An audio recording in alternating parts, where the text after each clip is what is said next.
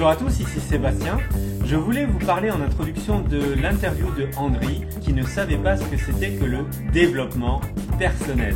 Aujourd'hui, il a découvert sa voie, il a découvert sa passion et c'est avec une véritable conviction qu'il vous partage son parcours. Place à Andri. Andri, en fait, qu'est-ce que tu fais? Qu'est-ce que je fais? Je suis coach en motivation et en haute performance.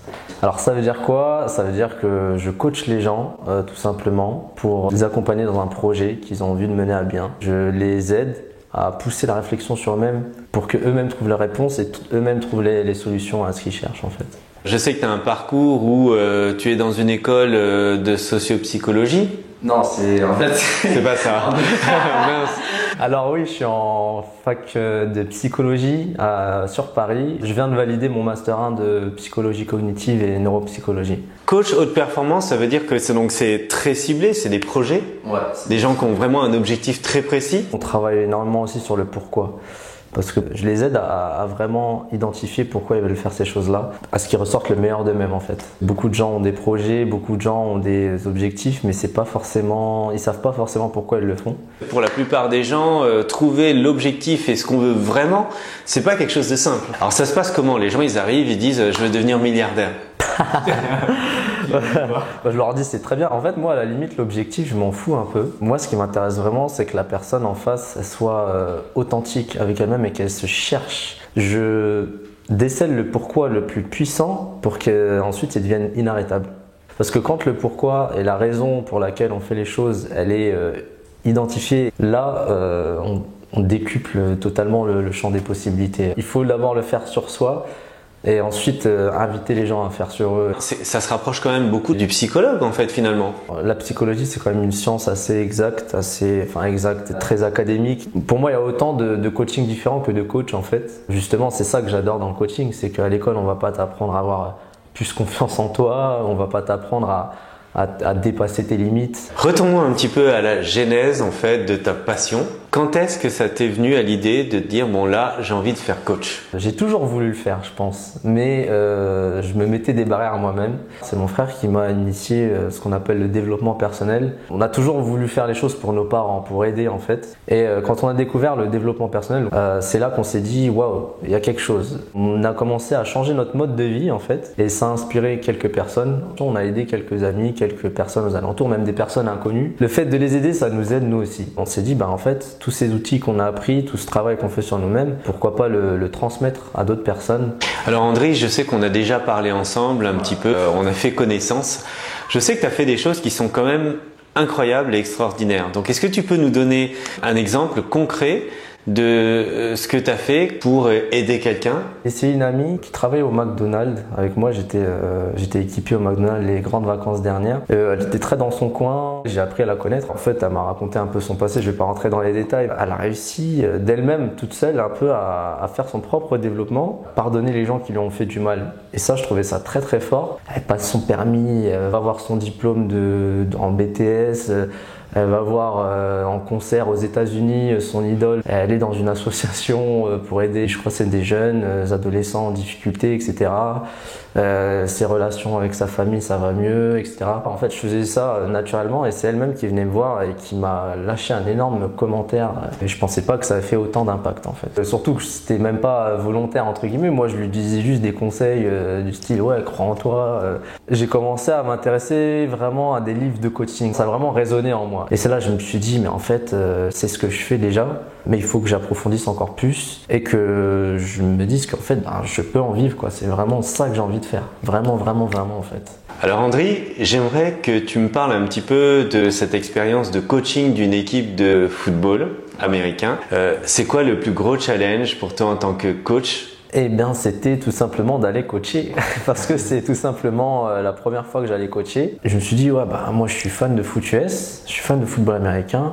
J'adorerais coacher une équipe de football américain et je Je me suis dit pourquoi pas la plus grande équipe de France, quoi. En fait, il s'agit du Flash de la Courneuve, donc c'est l'une des meilleures équipes de France football américain, qui est à niveau européen aussi. Et puis je me suis dit bon allez, il faut que je me lance. J'ai appelé un ami à moi qui avait le numéro du secrétaire général. Il m'a passé le numéro et j'ai mis une semaine avant de l'appeler, tellement j'avais les pétoches. J'ai appelé, j'ai pitché entre guillemets au téléphone. Le secrétaire général a dit bon bah pourquoi pas, allons-y. Et puis je l'ai vu. Et, il m'a demandé si j'avais des diplômes de coach en préparation mentale. J'ai dit non. Il m'a demandé si j'avais de l'expérience en coaching. J'ai dit bah non. Il m'a dit mais en fait tu peux être n'importe qui, quoi. J'ai dit oui, t'arrives comme ça, comme une fleur. Du coup, c'était vraiment, il fallait qu'il ait confiance, quoi, concrètement. Donc, je coach actuellement avec mon frère l'équipe junior de football américain des Flash et qui sont en finale de la Coupe de France d'ailleurs là. Alors, je me permets de revenir un petit peu sur le récit que tu viens de faire parce que si j'ai bien compris, tu as parlé d'un long moment. J'ai mis 1 mois avant de demander le numéro et j'ai mis 1 semaine pour appeler. Je voulais, mais j'étais bloqué en fait. Je me disais, qui suis-je en fait? Il y a des coachs que je suis qui appellent ça le syndrome de l'imposteur. C'est, t'as envie de faire quelque chose, mais t'as tellement pas confiance en toi, tu te dis, mais en fait, tu y crois pas, quoi. C'est pas possible. Sauf que le problème, c'est que tu y penses tous les jours, tout le temps, toute la journée. Oh non, il y a un problème. Je peux pas y penser tout le temps et ne rien faire en fait. Enfin, l'appel, il a duré même pas 1 minute, quoi.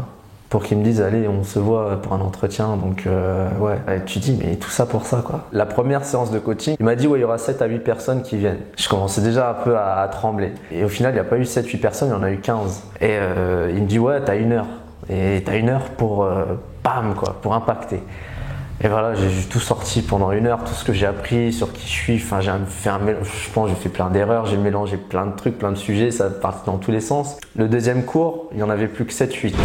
Le premier truc que j'ai dit, de toute façon, c'est ouais, ce que je vais vous dire, ça risque de froisser les gens, ça risque même de vous toucher un peu. Je suis pas là pour vous faire plaisir, je suis là pour vous servir. Donc du coup, non, c'est vraiment déjà très généreux de ta part, c'est de dire tu es vraiment là pour aider les gens. Et ça, c'est vraiment une démarche que je trouve très honorable.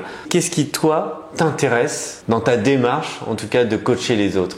Tout ce que je fais, j'aurais bien voulu l'avoir avant en fait. C'est quelque chose qui nous a pas été appris. J'ai des profs qui sont spécialisés dans le bien-être, dans la motivation. Ils nous ont conseillé un livre de développement personnel. Elle me dit c'est un livre qui peut changer des vies. Et ils nous ont quand même dit, ben par contre lisez-le avant 30 ans. Après 30 ans, vous ne pouvez plus changer de vie. Et moi je me dis mais waouh, je me dis c'est chaud. Ok André, en fait, est-ce que tu peux nous parler de l'engagement que toi tu as pris? Aider les gens à être eux-mêmes. Tout simplement. Moi, je pense qu'en étant soi-même, on aide forcément les gens en fait. Juste le fait quand on aide quelqu'un et que la personne nous dise merci, c'est un sentiment de gratitude qu'on a et ce sentiment de gratitude, on a envie de le retrouver en fait. Ok. Quel est donc ton objectif maintenant? Tu te donnes toi des objectifs? Le premier objectif c'est de vivre de ce coaching déjà. J'ai un objectif qui est encore plus lointain, d'ouvrir un centre sportif puisque j'ai des amis qui m'ont beaucoup aidé dans ma pratique de coaching indirectement. Avec lui et d'autres personnes, on souhaite ouvrir un centre comme une salle de sport mais axé aussi dans le coaching justement. Qu'est-ce que tu donnerais comme conseil aux personnes qui nous regardent et qui hésitent encore aujourd'hui à passer à l'action? J'ai envie de dire que la peur c'est normal. Ne pas avoir une confiance en soi, c'est normal. Avoir des doutes, c'est normal. Sinon, ça voudrait dire que leur projet n'est pas assez ambitieux. Les enfants, quand ils apprennent à marcher et qu'ils tombent, ils se disent pas ah, c'est bon, stop, j'arrête. Ah, j'ai peur de pas savoir le faire. Donc, au final, il faut le faire et bien s'entourer. Donc, s'inspirer, bien s'entourer et foncer. Merci beaucoup en tout cas André. Merci à toi.